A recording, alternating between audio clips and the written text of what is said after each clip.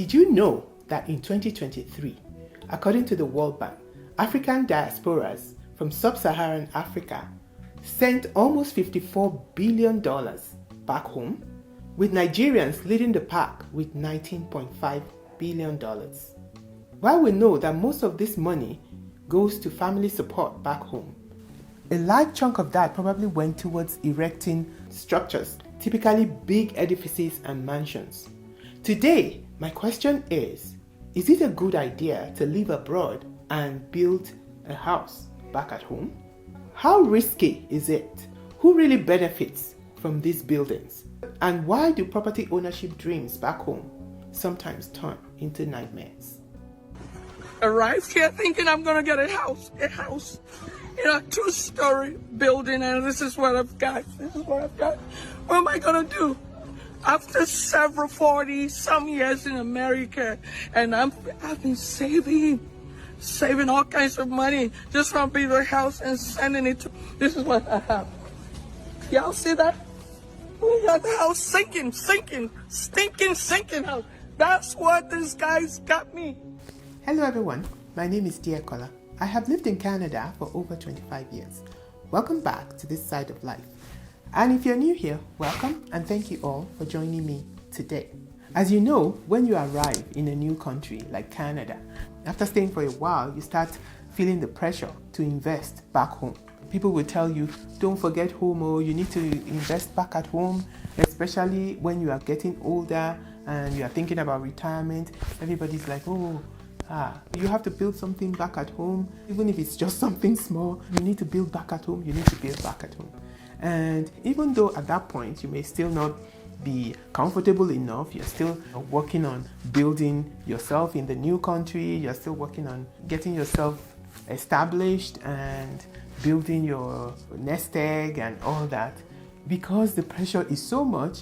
And you know how we are. You see people on your left and on your right saying, I'm building in Lekki, in Lagos, for example. I'm building here and I'm building there, back in Ghana, Senegal, or wherever. You finally cave in to the pressure and you start looking into building a house back in your home country. To do that, first, you will have to face the hassle of getting land. And land purchase is not a joking matter in Africa. You have to make sure that the land that you get is legitimate land and has the right permits, the right papers, because there's so many stories about people buying land and thinking they got the land and they bought the land and it has been sold to multiple people. So you go through all that hassle, and then you need to find a trustworthy person that will help you to manage the building of the house. Since you are far away abroad and you are not at home, you need somebody to oversee the project of building the house. And finding somebody trustworthy is a very tall order, and many people have been burnt.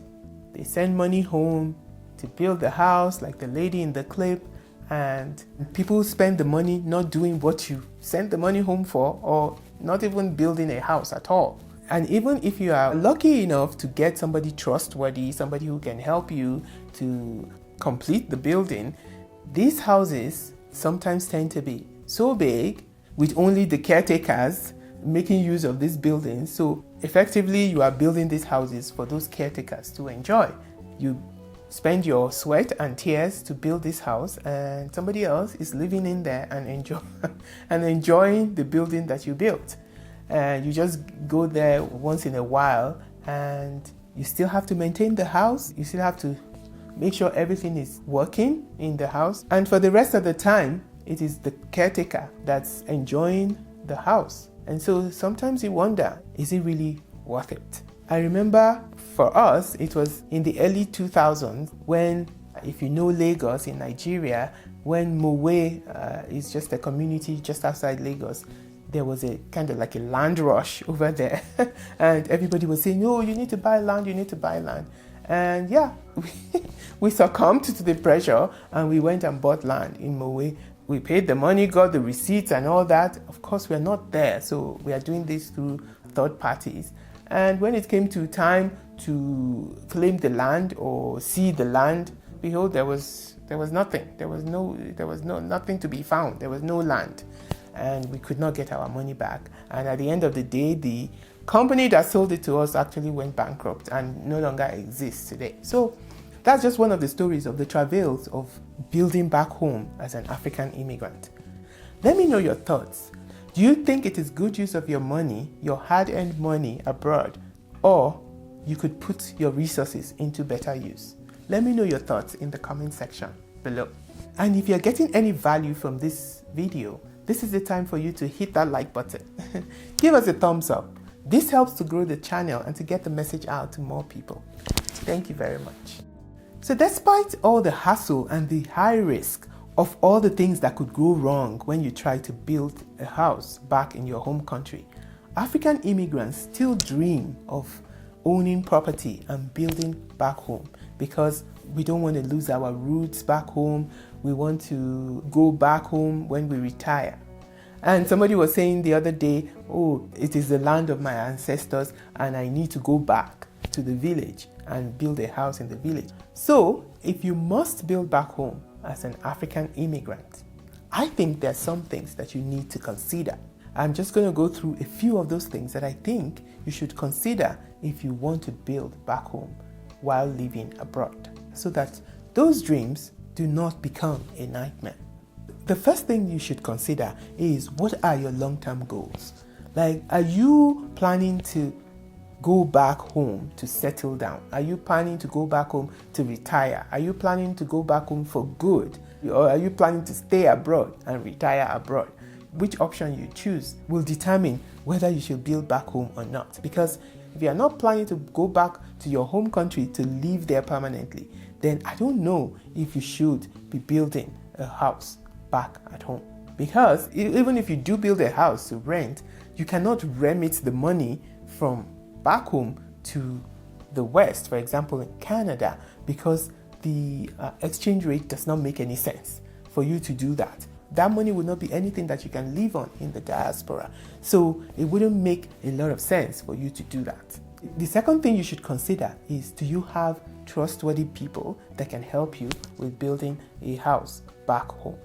You don't want to end up like that woman who spent 40 years saving money to be able to build a house and sending to her brother and ended up with whatever it was that we saw in that video. You need to have people that you can trust with money and you can trust with carrying out your building project. And if it means that you need to hire professionals and hire a company, a contractor, a building company that you trust, because I tell you, even the companies, sometimes you cannot trust them as well. So that is number two. You need to have a solid, trustworthy party over in your home country that is going to help you to build a house. Or else you shouldn't be doing it, because it will not end well. Number three is the return on investment. I know property is supposed to be an investment. That's what everybody tells us. Oh, you need to invest. Houses never go down. They always go up. Land never goes down. They always go up.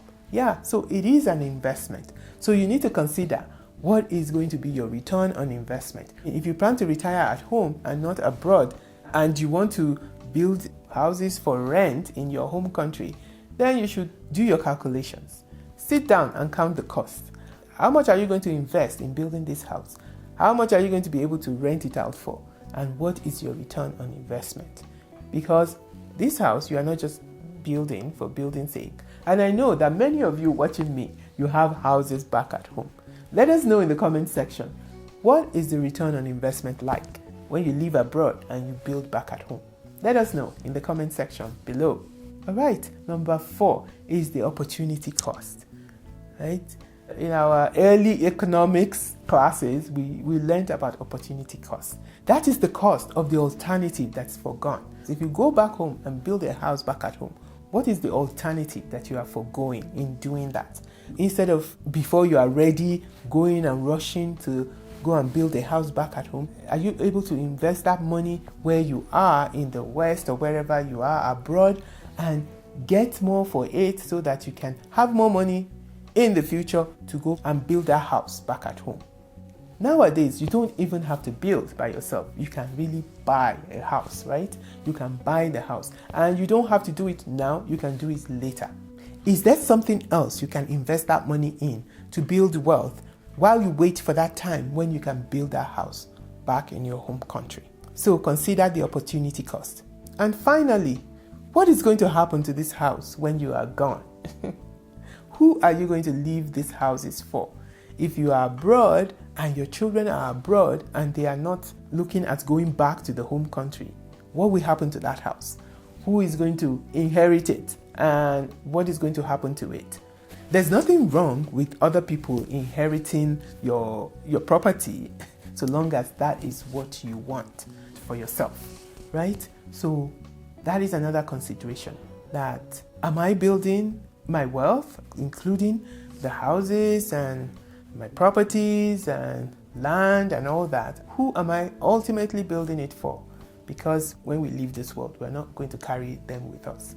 So we are going to leave them here, and you want to make sure that you leave them for the people that you want to leave them for when you are gone. After considering all this and based on your conclusions, you can make the decision that is best for you. Like I always say, everybody is different. What is good for the goose may not be good for the gander, and that is just the way life is. And ultimately, also, our stay in this world is temporal. We are going to eternity after we die. Heaven is our final destination, not Canada or Nigeria. So that is why, at the end of the day, it's really a moot point whether you build here or you build there or you build anywhere. Because at the end of the day, you're going to leave them all behind anyway. So that is why it is even more important for us to prepare for that eternal home. My 2 cents. That's all I had for today. Thank you so much for joining me again.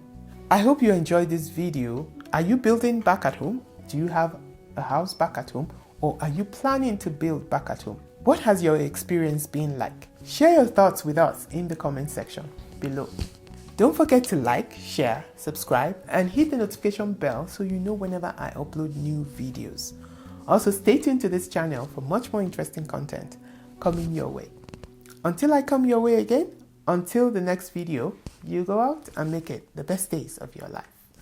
Bye!